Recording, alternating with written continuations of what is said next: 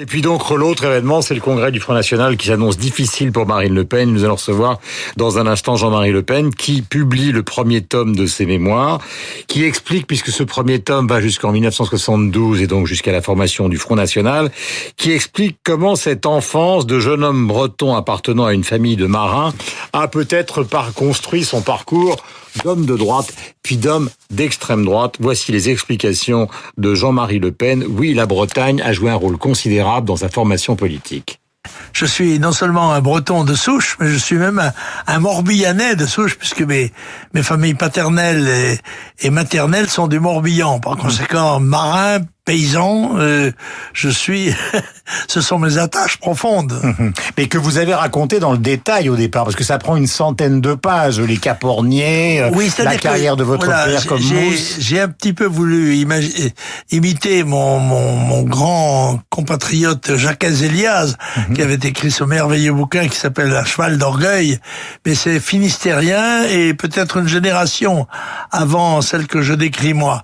Mais j'ai voulu décrire un petit peu ce qu'était la Bretagne avant la guerre, parce que c'est la partie qui touche à mon enfance et à mon adolescence, parce que tout cela a quand même beaucoup changé depuis. Mais j'ai l'impression, pour reprendre la phrase de Rilke, l'enfance est un destin, c'est que le Jean-Marie Le Pen transgressif, le Jean-Marie Le Pen de droite, le Jean-Marie Le Pen qui n'a jamais tellement aimé les Anglais, le Jean-Marie Le Pen qui n'aime pas le général de Gaulle, il trouve beaucoup sa source sur cette partie de la France. C'est vrai ou pas? Oui, c'est normal, bien sûr.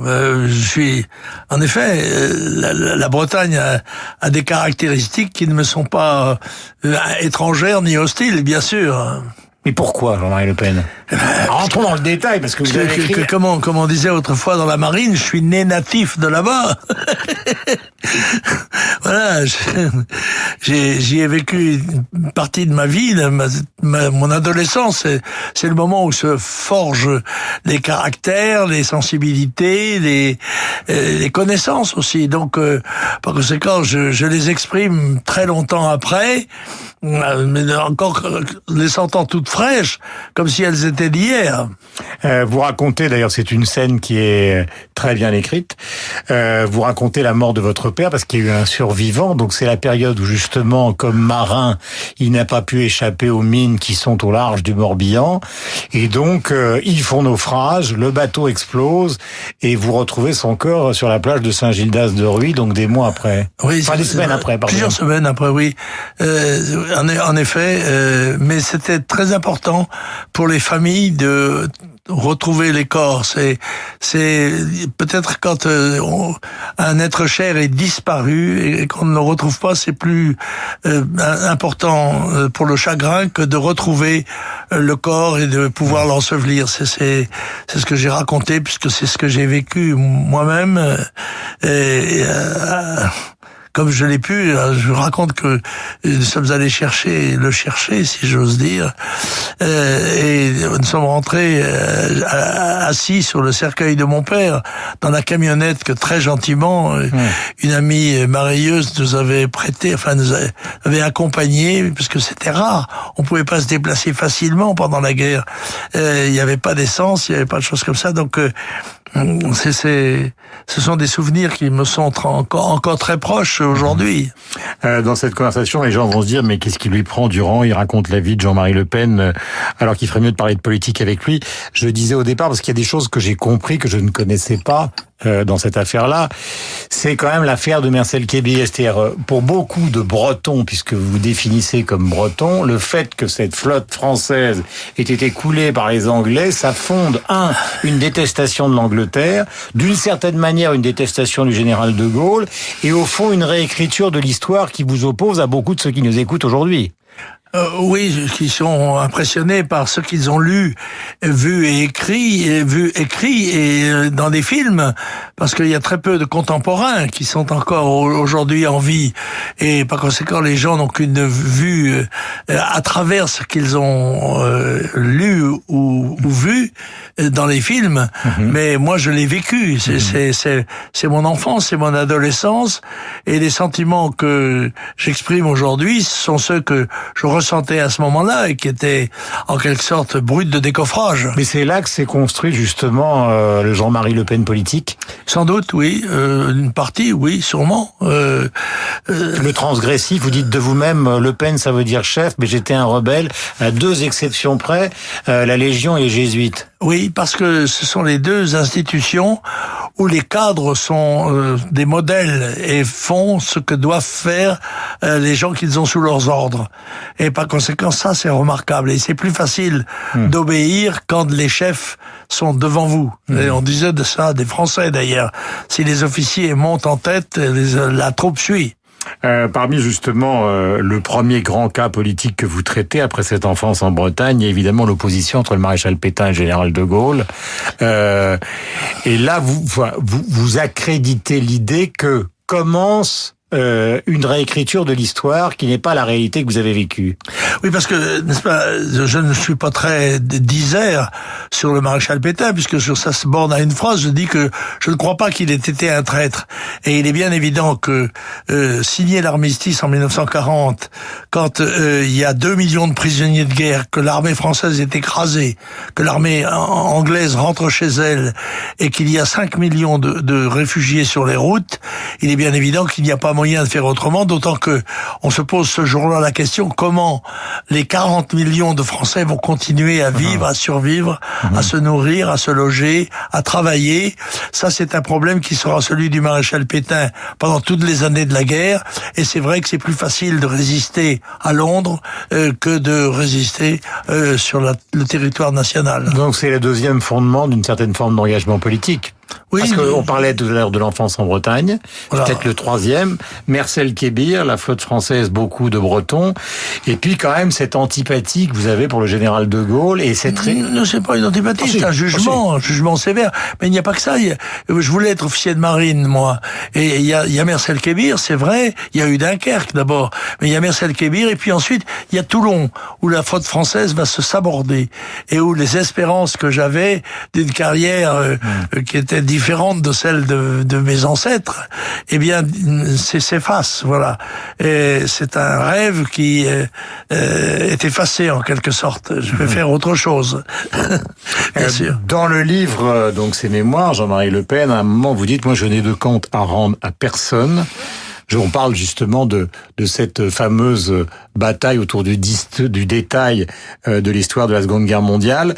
Vous dites, je n'ai de compte à rendre de personne pour une raison très simple, c'est que la façon dont on raconte l'histoire de Seconde Guerre mondiale aujourd'hui est largement idéologique. Et vous prenez un exemple, vous dites par exemple, on a Honni Brasillac qu'on a fusillé et on a encensé Aragon, dites-vous, qui écrivait des poèmes à la gloire de la GPU. Donc est-ce qu'effectivement vous considérez encore aujourd'hui, ou ce matin, que l'histoire de la Seconde Guerre mondiale est une sorte d'escroquerie intellectuelle? Je rappelle que pendant 30 ans, le Parti communiste s'est fait une gloire d'être le parti des 75 000 fusillés, alors qu'il y avait eu, hélas, 4 000 fusillés par les Allemands, 4 000, dont 75 000 communistes, ce qui prouve bien le rôle qu'a joué la propagande dans toute cette histoire, telle qu'elle a été écrite, racontée par les vainqueurs. Et c'est vrai que j'ai petite tendresse toujours pour les vaincus, pour les parias, pour les faibles contre les forts. C'est une propension assez naturelle de mon esprit. Il y a peu de considération dans ce premier volume. D'abord, est-ce qu'il y aura les autres volumes est-ce qu'on est dans un premier tome et qu'il va y avoir toute l'histoire de la vie de Jean-Marie Le Pen? Ah bah écoutez, le deuxième tome, ça va être l'histoire de Jean-Marie Le Pen avec le Front National, parce que en 72, je fonde le Front National, je vais le diriger pendant près de 40 ans avant d'en passer les commandes à Marine Le Pen en 2011, il y a déjà 7 ans. Et évidemment, ma vie a été largement marquée par le fait que j'étais le conducteur, en quelque sorte, le dirigeant de cette organisation, mais j'ai eu ma vie personnelle, ma vie familiale, ma femme, mes enfants, mes femmes, puisque j'ai eu 2 épouses successivement, et mes 3 filles, mes 9 petits-enfants, et ma dernière arrière-petite-fille, Olympe, qui promet. Question justement concernant cette évolution politique, puisque tout le monde la connaît, et les batailles et les victoires que vous avez emportées sur le plan politique, la contestation dont vous avez fait l'objet. Vous racontez au détour d'une phrase justement que c'est à propos de ce que l'on vient d'évoquer, c'est-à-dire la Seconde Guerre mondiale, que Marine entame une sorte de procès interne dans la famille. Elle vous dit, papa, t'es un, je sais pas comment elle vous l'a dit, mais enfin vous le dites vous-même, hein. Papa, t'es un obsédé, en gros, tu nous emmerdes avec ces histoires-là. Oui, c'est vrai. Je lui réponds que ça n'est pas moi qui en parle. Ce sont les gens qui sont mes interlocuteurs. Je ne fais pas d'exposé dogmatique sur le sujet, mais je réponds aux questions qu'on me pose avec franchise et je dois dire en prenant les risques que doivent prendre ceux qui pensent par eux-mêmes. Mais quand, par exemple, vous êtes retrouvé au second tour de la présidentielle, ce que peu de gens attendaient, y compris le jour même du deuxième tour à l'heure du déjeuner, est-ce que vous vous êtes surpris ou est-ce que vous étiez prêt à accéder au pouvoir? Soyons francs ce matin. Certainement pas prêt à accéder au pouvoir, mais surpris d'être au deuxième tour. Pas tout à fait, puisque dans l'après-midi, j'ai eu un coup de téléphone de la Nouvelle-Calédonie qui m'a dit « Président, on a doublé nos voix ». Par conséquent, je me suis dit qu'il y allait avoir certainement une surprise politique importante.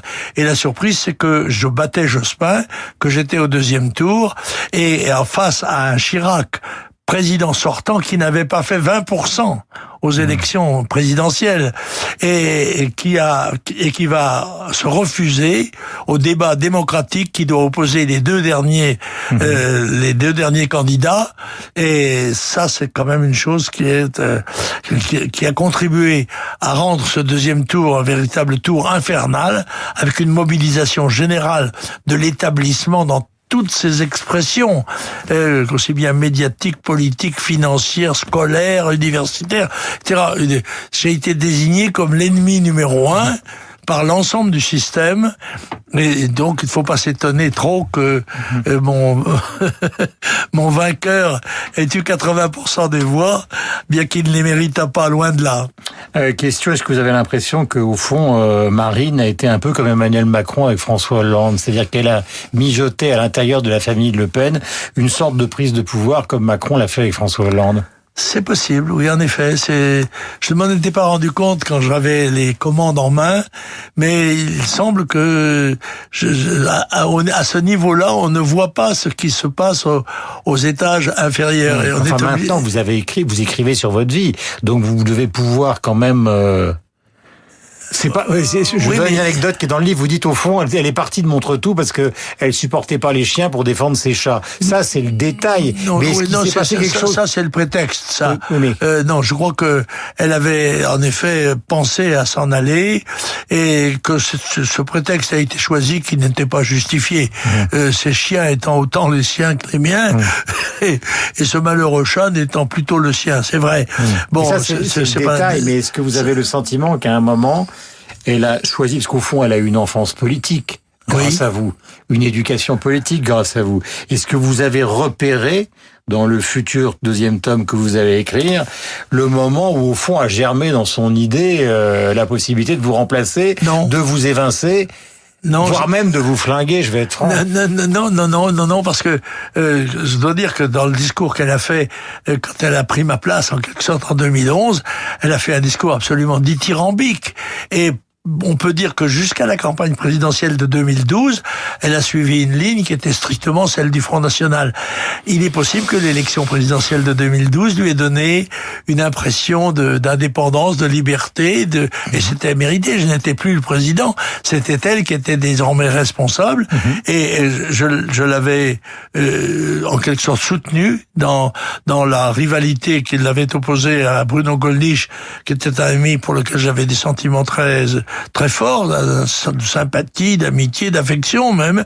Et je lui avais expliqué que je soutiendrais Marine parce que je pensais qu'elle était plus jeune que lui, que c'était une femme et que le temps me semblait devenir en faveur du gouvernement des femmes.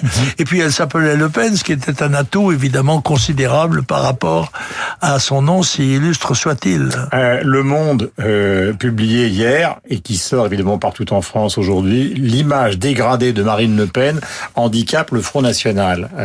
Vous avez suffisamment d'expérience. Oui, est-ce que vous considérez que sa carrière politique est foutue, même si elle est encore... Non, je ne sais pas. On peut jamais dire ça en politique. Vous savez, quand le général de Gaulle, en 1947, a fait le rassemblement du peuple français, il a d'abord eu une grande victoire aux élections municipales, puis une victoire un petit peu moins certaine aux élections législatives, et aux élections de 1956, il pesait 3% des voix. Et il avait quelques députés à peine élus d'ailleurs par le système des apparentements. Et 2 ans après, il était au pouvoir. Par conséquent, on ne peut jamais dire en politique ce qui va se passer. Il est certain que Marine paye aujourd'hui dans les sondages des erreurs stratégiques et tactiques que j'ai souligné en leur temps, mais elle m'a fait exclure, ce qui était extraordinaire et sans doute ne lui a pas été pardonné par beaucoup de militants et de responsables. Mais est-ce que vous considérez qu'aujourd'hui, parce que vous savez, que vous suivez l'actualité politique, que Wauquiez et Marion Maréchal Le Pen, qui revient par l'entremise de cette intervention à Washington, au fond, tout le monde, alors Wauquiez, c'est clair, il veut mettre la main sur le Front National, et Marion Maréchal Le Pen a l'impression qu'elle a quand même une sorte d'arrière-pensée qui consiste à lui faire à elle ce qu'elle vous a fait à vous. Allez savoir. Vous savez mieux que nous. Non, c'est très difficile d'entrer dans l'esprit des dames. Vous savez comme moi, j'ai la plus grande estime pour les femmes qui jouent un rôle capital dans notre civilisation et dans notre pays. Mais je crois que leurs structures mentales ne sont pas strictement identiques à celles des mâles. C'est différent. On va vous le reprocher encore ce mot-là.